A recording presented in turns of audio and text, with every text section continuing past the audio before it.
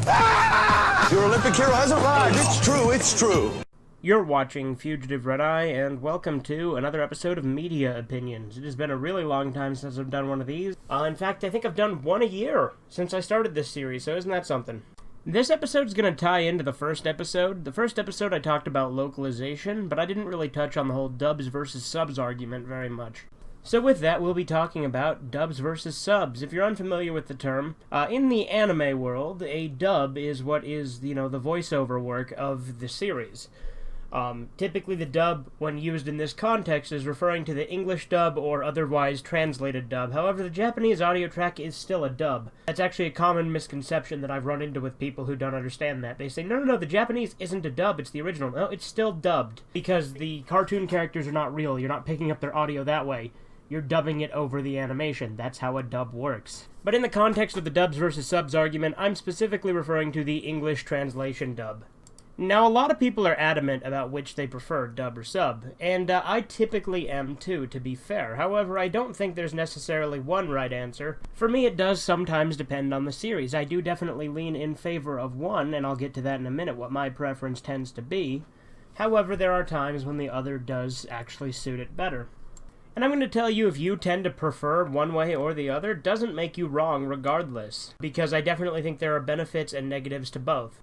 And I'm not going to be gatekeepy and tell you that my way is the right way, because that's just an asshole thing to do. Alright, now down to what my preference is to get you guys going. I am a sub guy. Absolutely I am. I prefer the English subtitles with the original Japanese audio track almost every time. Again, there are some exceptions. For instance, Dragon Ball, I almost exclusively watch dubbed because I don't like several of the Japanese voice actors. Like Goku and such. I don't think that voice actress fits for that character, especially since Goku is voiced by the same character as a kid and an adult in Japanese, as well as Goku's kids are all voiced by the same actress as well as Goku Jr. and Bardock, and it's just ridiculous in the Japanese how it's all the same lady. And don't get me wrong, I think she does a fine job in other things. I think she did a fine job, for instance, in Dororana Enmakun, the original, but I just don't get why she voices Goku, especially, as an adult and all that. And I get they wanted her to sound more, innocent and stuff like that, but I don't know, it just doesn't work for me, and there's a few other voices I don't like in the Japanese. Not to mention with Dragon Ball, I prefer the Falconer soundtrack for Z over the, original soundtrack. In addition to Dragon Ball, I do also tend to prefer Black Butler dubbed. The main reason for that is because it takes place in Victorian London, and it makes more sense in English. That's not always, a deal breaker. But it definitely does help on this one.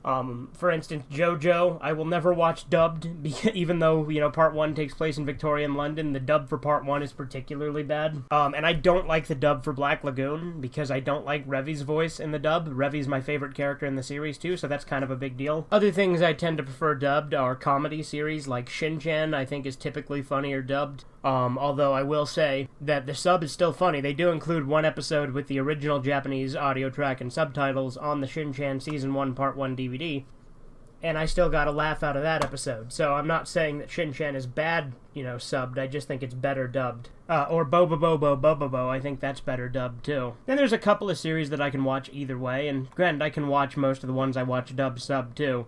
Like Black Butler, I like the sub as well as the dub. Especially since in the Japanese, Sebastian is voiced by Daisuke Ono, who's the guy who played Jotaro in JoJo's Bizarre Adventure. So, there's definitely a plus side to that. And, of course, there's things that weren't originally comedy that became comedy with the dub, like Ghost Stories. I don't think I could ever watch Ghost Stories subbed because it'd probably be really boring, but the dub makes it really fun and wacky and over the top. But another series I can watch both subbed and dubbed, which is probably the prime example of it, is Death Note. I prefer the Japanese in Death Note, but the dub is really fucking good. I forgot how good the dub was. I've been rewatching it, and the dub for Death Note is really good. Like, Mikami's voice in the dub is fucking great. I forgot how good he sounded. There are also so bad it's good dubs that I really enjoy because of how stupid and cheesy they are. Pretty much anything by Manga Entertainment. The Devilman dub with gems like this. Oh, of course, it's my old friend Rio. How the hell have you been keeping then? And this. Why God? Why God? Why God? Stuff like that. Or the Violence Jack dub with things like this. God damn it! Where the hell is Jack? Fuck him, chicken shit! Fuck it!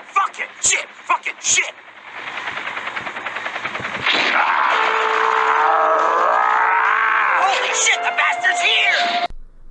Or, you know, my often used outro from Yorotsuki Doji, you know, one little sniff of pussy and you lose it. Manga Entertainment did really stupid, over-the-top, cheesy dubs that are really fun to look back on. So, what are some valid reasons for both subs and dubs? Well, for the subs, you're going to be a lot more accurate to the original intent of the series. And there's going to be, you know, much more faithful dialogue. Albeit the subtitles can't 100% accurately translate because some things just don't make sense when translated directly. But they're a much closer bet than the dubs. Don't get me wrong, the dubs can be fun with their changes and their Americanizations for sure, with things like Shin-Chan and Ghost Stories, as I previously mentioned. But a lot of the changes can just be bad. Like, there was that line from To Love Ru, where they, like, injected politics into it, where they changed a line from saying it's old-fashioned to it's misogynistic. And that's another problem I run into with a lot of these companies that do the subs and dubs. You know, like, for instance, I no longer support Funimation. And I'll still buy stuff from other ones, you know, like Sentai and Viz, even though they also have their problems that I have. Like, To Love Ru thing was Sentai, however, it was like an isolated incident as far as I know, and if it wasn't, then whatever, I don't buy a lot of their stuff. I do buy some of their stuff still, like, they haven't pissed me off in the exact, like, level that Funimation has, but, you know, that's a whole other topic. If you guys have been watching me for a while, you know why I don't like Funimation. There was the Vic Mignogna stuff, there was the way they talk to fans and the way they treat fans, and the way that they inject things into their dubs and stuff now, and the way that they were with, you know, interspecies reviewers, which doesn't look like my cup of tea anyway, but still. Funimation did used to be cool. You know, Shin-Chan was Funimation. And Ghost Stories wasn't Funimation, but it had Monica Rial in it, and she was one of the better characters, so I'll give her credit where credit's due. I don't like her as a person. In fact, I very much dislike her as a person. I think she's a terrible person. And I think that her work as Bulma is subpar at best. But I did like her in Ghost Stories, and I think she's alright in Shin-Chan. But one of the things that's, you know, easier about dubs is you don't have to read really anything. I mean, there might be certain things that you have to read, like signs that say, like, 2 days later or something. But some people don't want to read. They just want to sit down and watch it. And I get that. That's why I'm okay with dubs as an option. But another problem you might run into with dubs are things like copyright issues. Specifically with things like JoJo. Now, granted, the subtitles technically run into the same problem, but since you have the original Japanese audio track, you can still hear what it's supposed to be. For instance, let's take Part 4, for example. There's, like, countless examples of this throughout the entire series, but let's take Killer Queen, for instance. In the dub, he'll say Deadly Queen, instead of Killer Queen. In the subtitles themselves will say Deadly Queen, but you'll still hear the Japanese with him going, you know, Killer Queen! Bites the dust, though!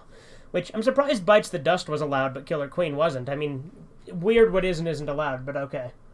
Other good things to come from dubs is sometimes they up the soundtrack, like the Bruce Falconer soundtrack from Dragon Ball Z, like I mentioned before. There's also the, you know, metal soundtrack from Cyber City 080808.